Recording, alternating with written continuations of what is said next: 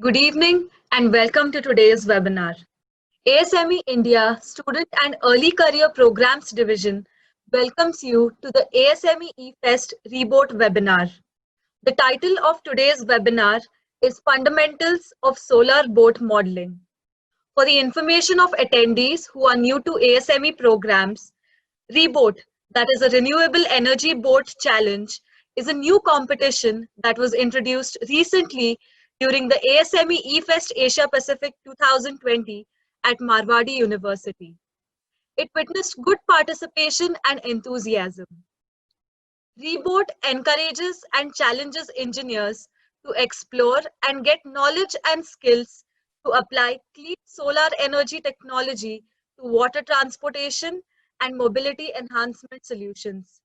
It has great future in the profession of engineering. So we from ASME India programs are honored and have the pleasure of bringing to you a tete-a-tete with Mr. Sandip Sandesheri, the man behind India's first solar-powered ferry, Aditya, as the expert speaker for today's webinar. Mr. Sandit is a graduate in naval architecture from IIT Madras and holds an MBA from INSEAD, France.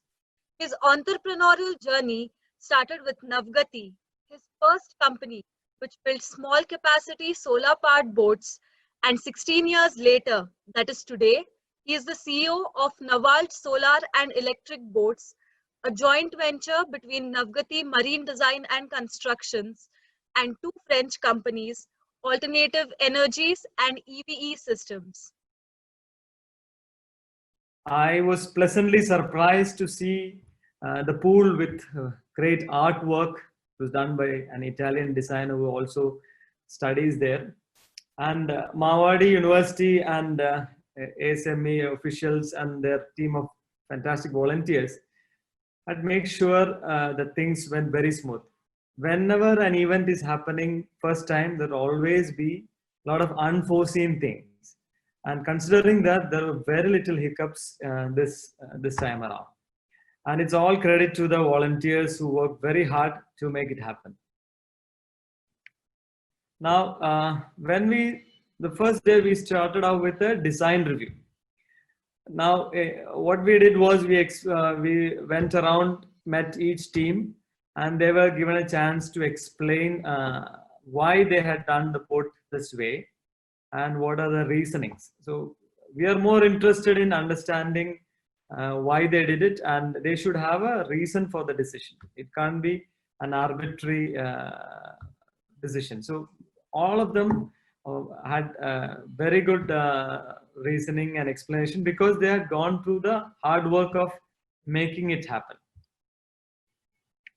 Now, before the event itself, we had two phases, as in they were expected to submit two reports. One was a phase one report, and some of the screenshots are shown of the report submitted. In this, they were expected, the participants are expected to submit the design philosophy, then hydrostatics, the structure design, and the CFD, right? So what I realized, and which I will also explain, is some of the report, some of the contents of the report were done as if like it is as a need to basis rather than an outcome basis. So each of the steps we indicate as a phase one report as a purpose, and that I will explain in the later part of the presentation what we expect in a phase one report. Nevertheless, all the participants had put a lot of effort in making the report and making the design, submitting the CAD files on time, and that has to be acknowledged. There's no doubt about it. But I also want to try to tell what they can do better the next time around. Now we had the second phase report. What was expected is they would have completed the boat, model boat construction, and they physically have to do an experiment. The experiment purpose is to obtain the metacentric height. Now, as you know that metacentric height is an indication of a stability of the boat. Right? Why I say that is despite doing this process of the test and submitting the report, etc., there were certain scenarios where on the actual test day, some of the boats were not stable. It could be because during the test, at the time of phase 2 report, the weight distribution was not completely taken care, or some other issue. But usually when what we mean by doing this metacentric height is they would have gone through this process after the boat is nearly complete, and thereby they are sure that the boat is stable, and you invariably need to get this GM or metacentric height positive. So that is sufficient for at least these small boats and in still water. Now, what we try to do is, and that is also very important, at least from my perspective, is very clear, not to be very prescriptive.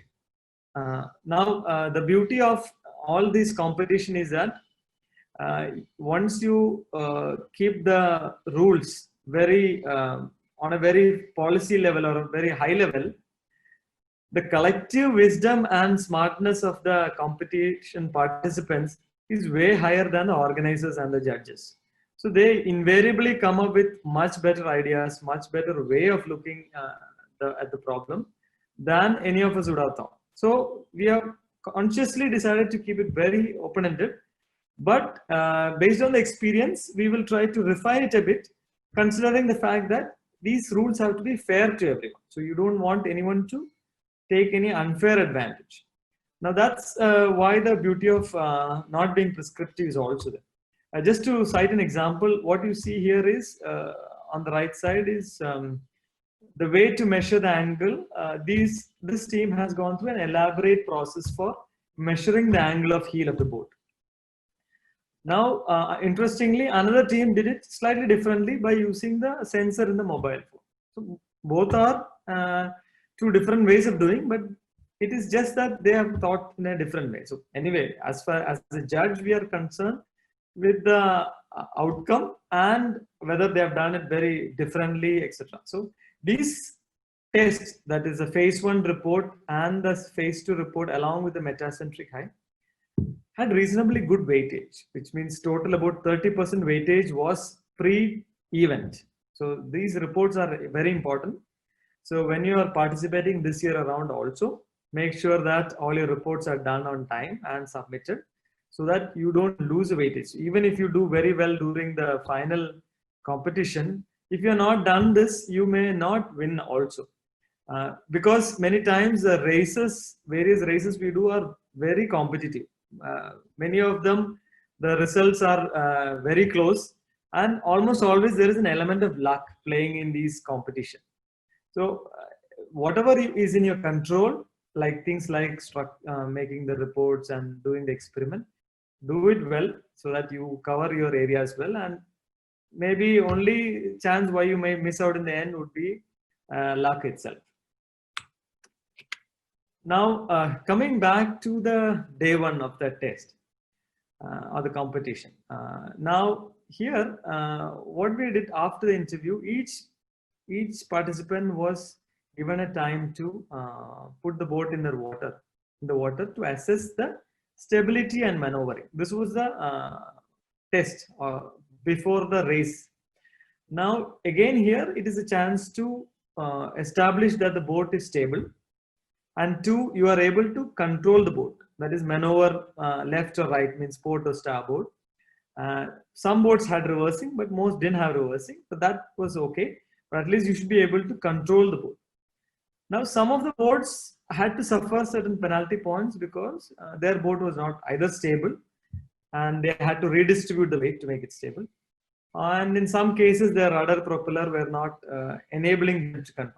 This happens in any event or competition, but it's just that if you can set it up a bit earlier, test it, it will avoid losing certain points. And this particular test had about 5% weightage. Now, second test is speed test. And this is really fascinating actually.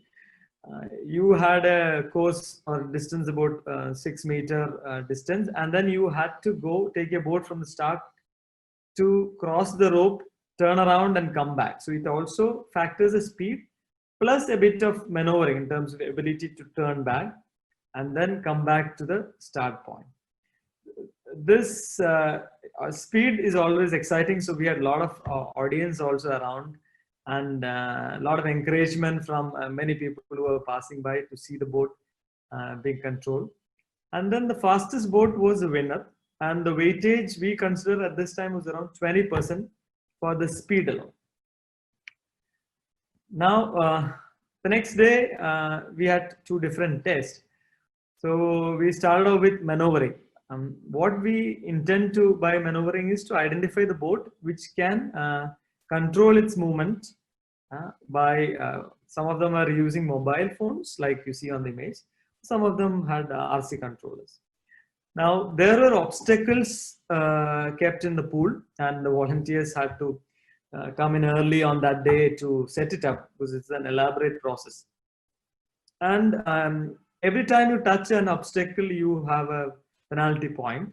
So the key is to complete the course fast with minimum obstacle, right? So that was the way the weightage was given. And overall, this test had, our competition had about 20% weightage. So a good boat with good speed and maneuvering would do well in this test. Now the final test was the weight carrying capacity. While we say that speed is important, etc., you're familiar with boat races and Formula One races on the roads, etc. In real world and commercial application, you need to have a functional need as well. It's not just the speed that will matter. You need to either carry cargo or passengers or etc. So if it's a ferry, it's a passenger. So you need to carry some weight. So what we tried to do in this test is to identify the capability of the boat to carry weight as well as move fast. So the weightage was on the product of the weight carried and the distance traveled in a fixed time. So the boat which has an ability to carry weight as well as move fast would be the winner. And the weightage is 25% for this. Now, all these tests and the reports, etc., all the points were aggregated, and then the final score was arrived. And as I mentioned earlier, eventually in every competition there is either one or maybe three winners in this case. So that's a part of it, but I'm sure all of them had a lot of learnings, and I hope that they will come back next year and learn their mistakes they did and become winners this time around. Now, so the third prize was a team led by Rushabh Doshi from Marwadi University. They won the third prize, and they had a very interesting fuller body boat which had a higher carrying capacity with reasonable speed, but eventually again combination is what makes it win. So they eventually did very well. And then the second prize was again from Marwadi, led by Mohin Parekh, and he and his partner, they were like there's two of them, and he had a very unusual design. Unusual in the sense that they were using paddle propulsion. That he was the only one doing that, but his performance in terms of speed and carrying capacity took him to the second place. So good job by them. The eventual winners were from Panimalar Engineering College, Chennai, and they had a single hull boat and with solar panels kept on top. So usually single hull boats are very good for the speed purpose. So they were able to go fast and carry weight. In real world, when it comes to safety, which we didn't have high standards for the stability, then the catamaran or the twin hulls gain an advantage in terms of safety. So single hull, there's nothing wrong in it. So I just want to stress that when the thing scales from a model to a real ferry, and when the stability of the boat has a lot of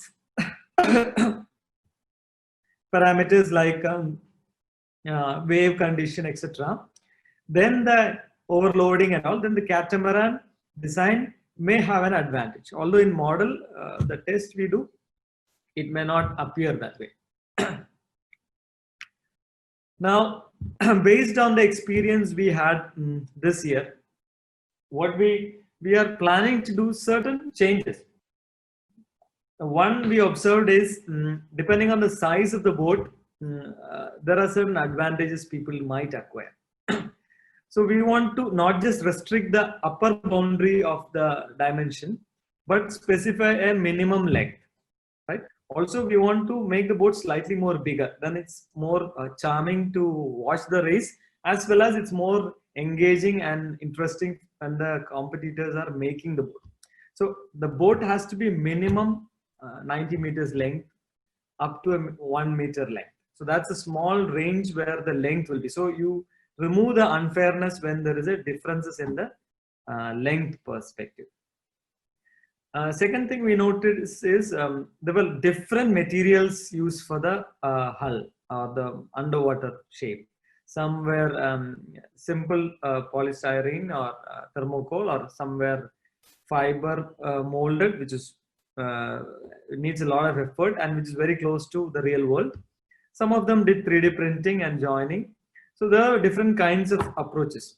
So to ensure that the participants have different range of expertise acquired, primarily by forming a good team. So each team will have different experts, and that's the key here. Forming a team of different experts so that you end up with a better just a second. So you end up with a you end up with a better product. Now, for a hull itself, we want to try to keep it with GRP or fiber as a material, because we have seen certain students do that, make the mold and then make the fiber. It's a good exercise to do even in small scale, because in large boats, in the large scale ferries are almost always either aluminum or fiber. So that's something we'll try to do. And then just to ensure that they do 3D printing as another kind of manufacturing, which is already started happening in larger boats as well. So we want to ensure that the propellers, rudder, and certain items are 3D printed. The other thing, again, a difference between a small model as well as a big boat. In large boat, it's the battery technology and the system which is very crucial in an electric propulsion boat. But when it comes to smaller boat or the model, the battery is not very crucial, because you're just picking a battery from the market and using it. So what we want to avoid is to remove the differences between lead acid and lithium batteries and different voltages. So we will try to set the limit of voltage and age and restrict only lead acid. So you remove that unfair advantage on the battery part. And then fix the motor itself to a specific, maybe under 7 volt, a certain rating, so that the key should be how you use the available components in the market and how you can make it better by making a better boat, rather than ability to pick a better product from the market. And then avoid motor controllers which are ready-made. Use only from a breadboard, electronic breadboard design, including solar charger as well. So these has to be made from breadboard, not ready-made controllers. And we try to use only RF remote, because in this test also many of the teams had issue with the mobile phone control. It's not very effective. Many teams lost out because they were using mobile phone, which is unfair, or they may not realize that that would be an issue when you are out in the sun. But anyway, that happened. So we will try to avoid that discrepancy. And then the solar panels also, we want to restrict it to the dimension of the boat and not have it spread out. We will restrict it to the dimension of the boat and always fixed on the boat itself. So that we'll try to do. So these are some of the lessons we learned. Thank you, Mr. Sandip, for taking us through the sweet memories of the eFest Asia Pacific Reboat Challenge and educating us on the steps to design and fabricate the reboat. I'm sure the participants will be brimming with eagerness and energy to try these ideas once they reach back to their respective campuses. We can take the questions now. Attendees, please post your questions in the Q&A box now if you wish, and we will try to take up as many questions as possible and try to get the answers from our expert speaker of today. So to begin with, we have two questions about the stability of the boat. Um, what is the main reason for its stability, and can you please explain about it? Main reason for stability of the boat. Yes. Okay. So one aspect when we say boat is it is already floating. So it means its weight and the buoyancy are balanced. So that is one aspect to the stability, ability for flotation. Now the second aspect is how well it can encounter the external forces. It could be because of waves, wind, or various other factors. Now there are few things which drive that, and the most important thing is the water plane area and its distribution. So for instance, so the more water plane area is good, that's for sure, but how well it is distributed is also important. What I mean is, suppose you have a single hull boat, which means one hull, and then if you were to split it and keep it apart, like if you were to keep it apart like a catamaran, if you have seen the twin hull boats, catamarans, the further you take the boat away, two hulls away, it becomes more stable. So that doesn't mean we can keep it very far away, because then the structure design becomes complicated. So that is why in my presentation I was trying to say, in real world passenger ferries, catamaran is better because it's more stable. So increase of stability is achieved by spacing, keeping the hulls apart, by increasing the second moment of area of water plane. So that gives a stability.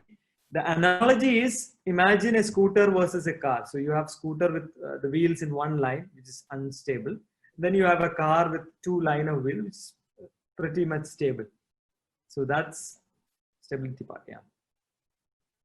We have a second question. Were there any restrictions on the weight of the boat during the reboat challenge? There was no restriction on the weight of the boat. So some of the constraints were the overall dimension. In this case, it was 50 centimeter by 50 centimeter by 50 centimeter. You have to fit the boat in that box. And then you have to enable it to float. And then you need to have ability to carry weight. So if you keep your boat heavy, you are at a disadvantage. Then you will not be able to move. Otherwise, we are not prescribed any weight restriction. And we will not also. Okay. Okay. So I have another question for you. This is by Manas Vyas from LNM IIT. According to you, what can be some real life applications of a reboat in today's world? Okay. So I think Tanya already introduced me saying that we built Aditya, India's first solar ferry. In India, Aditya was a public transport ferry which happened in 2017. But in Europe and other areas, public transport ferries as an RE boat has been in operation for few years. And today we are building about 20 more solar ferries. So there is obviously real world application happening in India for sure, and many other countries as well. So the biggest advantage of an RE boat is the operating cost is extremely low. As just an analogy, for example, our solar ferry Aditya, you need the daily cost of operation is about 180 rupees as an energy cost, whereas a diesel boat needs about 7,000 rupees. So it's about more than 40 times more. So you save about 25 lakh rupees for a solar ferry on a 1 year operation. There is an application, there is happening, and there is a commercial application. It's not as a technology demonstrator, a real commercial application happening. Okay, okay. So we have the fourth question. How important is the aspect of economic viability or feasibility in making a reboat? Is this question as a reboat as a model or in real life? I am assuming it is an RE boat in real life, and as a student, maybe I mean, this is slightly broader answer, but as an engineering student, because I also went through the same, as an engineering student, we we tend to think that engineering and technology are the most important things. When we make a product, we try to focus more on the features and spec, and we don't focus on the benefit and the economics. In real world, economics is the most important thing. So unless you can make a person buy a product, and you can make the product whose value is higher than its price, and the price is higher than the cost of making it, you cannot make it work. You will be able to showcase one of application, but you cannot make any commercial success. And having a commercial success is what defines as a product success. Otherwise, you can always say that I made a fantastic product which nobody wants to buy, and that's not what we want. As an engineer, your objective is to make something which creates an impact, and impact means there is always a dearth of resources, so there is always an opportunity cost of money. So people will put money in your product only if it has value. So you have to think of economics first, value also, then talk of technology and engineering. Okay. So I believe this answers the question. I would move on to the next question, and this is, what was the basic criteria for materials used and the solar panels at Reboot 2020? So this time we didn't have too much restriction on materials used in terms of hull. So there were all kind of materials of the boat, from basic thermocol to 3D printed to GRP hull, fiber hull. That all range of possibility, which gave a lot of unfair advantage to certain teams. So we want to eliminate that in future by prescribing a particular material. And secondly, from a solar panel, again, we only specified the overall size. We didn't say whether it could be thin film, flexible, or we didn't try to do that.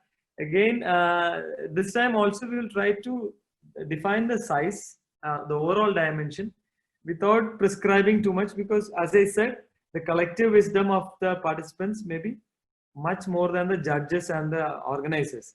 So we will try to keep some high level rules only and let it keep open. Okay. So we have a question. Sir, what should be the few key things that a new participant should look into while participating in this competition? Okay. So one aspect is, in this presentation, I've tried to give an outline of what we have done this year, and this will also be similar, more or less similar, the next year as well. One advantage of the people who already participated is they already understand the weightage of lot of things and how to make trade-offs. Again, an engineering solution in real world also, you work with trade-offs. You can obviously have things which are extremely light or extremely super fast, but you work with trade-offs. When you increase certain things, something else you lose. For example, if you increase speed, your stability goes down. When you increase stability, your speed goes down. So this is a trade-off in every design. So the people who participated may have an advantage because they have gone through the process. However, while you recreate the whole steps of submission of phase 1, phase 2 report, you will also be able to understand, and I'm sure we are all there to answer your questions. If you have any, and based on our experience of this year, we will be very open to answer that to anyone. So that's not an issue. So I think you will, you just have to, and regarding the reports and thing, we will give a bit more detailed expectations so that you are not at a disadvantage. So I hope this answers your question. I have a question for you, sir. What are the microcontrollers that can be used in this reboot? What type should be used? Yeah. So again, this time we let it be open, and again that led to certain teams having sophisticated controllers and certain teams having very basic ones. So what we will try to do next year is allow them not to buy controllers directly, as in use the ready-made controllers in the market. So you have to do a simple breadboard electronic soldering or layout and make your own simple controllers. Again, simple solar charge controllers also, both motor and solar. Make simple ones for basic protection of battery, etc., so that you learn that aspect. So avoid direct purchase from the market. So there will be few things you will invariably buy, like battery and motor, but most other things try to make it with yourself. Okay. Moving on to the next question. We have Naveen Ramanathan telling us, wonderful initiative, ASME and Sandit. Thank you so much. The competitors are putting large amount of effort building their IPs. While moving on with tech demonstration, they are fully providing all the aspects of their design, knowledge, and maybe new discoveries, if any. The IPs might be used unfairly. Are the IPs protected by non-disclosures? So in my experience of at least this year, there are only few IPs which are really there in terms of a solar boat or an RE boat. One is an underwater shape. Okay, so of course, if you come up with a fantastic, high, super efficient hull form, yes, there is a challenge that it can be reused. But I can assure you that in a student level, hull optimization is not the one which is in the commercial level. As an example, let me tell you that for Aditya's underwater hull shape optimization, we spent about 6 months to optimize that hull to get it right. So that is where the real world optimization means. I'm sure in this competition, you are not going to spend nearly that time. So there may be limited IP which you may want to protect. And then the second kind of IP is in the algorithms for the controllers and the battery charging, etc., the electronics part, which we are not seeking any controllers from you. You are always keeping it. You are only using it that day. So there is no transfer, or there is no chance of risking the transfer of IP if you have created something totally unique. So in that sense, this is what I understand, but we are obviously free to discuss and complete before the actual event and before we actually submit. So we are open to that. Okay. Moving on to the next question, we have, hi, this is Gaurav from IIT Dharwad. My question is, considering the speed of these prototypes, boats, and environment in which they are tested, how much difference does CFD analysis make over hand calculators? It's a very good question. So normally, when we say hand calculation, when we are doing in a boat, when you are doing a real scenario, CFD we tend to do when we are sure that the project is requires some optimization and it is a confirmed project. This is typically commercially, I'm saying. What we mean by hand calculation in ship resistance or boat resistance is not straightforward like hand calculation of a beam design or something, because there is no direct computation empirical formulas. So what is available are a lot of statistical methods for arriving at the resistance, which I agree to you that is a good approximation. We can do that. There's nothing wrong in that. But the only reason why a CFD is suggested or recommended or insisted upon, to be more specific, is so that the students go through that experience of modeling their hull form. They already have modeled their hull form. Why don't they run CFD to gain the experience of how to use the various CFD codes available, etc., and get some results which can be obviously verified, like you say, in a reasonable, some of the empirical and statistical methods can give certain good approximation, but it's more intended to make sure that you do the CFD for your own knowledge and your own development more than anything else. Okay, so we will be taking two final questions. What is the approximate cost of manufacturing a real life commercial boat? I believe you have already answered this, but they would still like to know if they didn't Yeah, get it. I didn't tell the amount, so he might be Yeah, interested yeah, in more. yeah. Yeah, so Aditya, for example, today, if you are, if I mean, the latest solar ferry, 75 pack solar ferry we signed up is about 3.15 crore for one boat, which can carry 75 passengers and operate from morning to evening, if that gives an idea. Okay, thank you, sir. And since you have also mentioned Aditya, this is a very important question that we have been receiving. Sir, what was your inspiration behind Aditya, and how and when did you know that this is what you wanted to do? So I think Tanya briefly mentioned that my entrepreneur journey started a bit earlier, more than 12 years. And the day I started, I have no clue about Solar Ferry or Aditya also. Like most entrepreneurs, I mean, one definition of entrepreneur is the people who underestimate the risk of uh, failing the business. That's the definition of an entrepreneur. So only people who underestimate the risk jump into this act. So like all of them, I also took the step, but not thinking about solar ferry in particular, but more of an efficient boat, and then started with smaller boats, cruise boats, then went to fishing boat, and then based on some of the experiments and failures in the application, as I mentioned, economics is so important. Only if its economics works, I consider this a success.